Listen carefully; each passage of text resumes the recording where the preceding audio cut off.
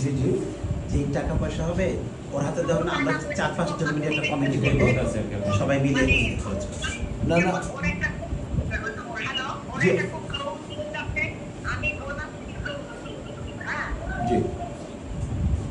জি জি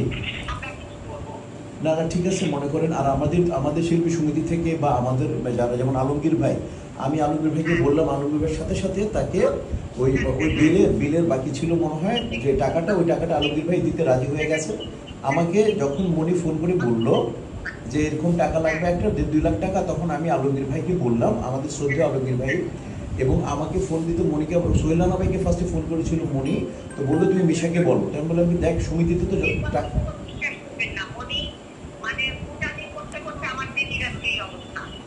আচ্ছা আপা, আচ্ছা আপা আমি বলতে চাচ্ছি, আপা আমি অঞ্জনা আপুর ট্রিটমেন্টের ব্যাপারে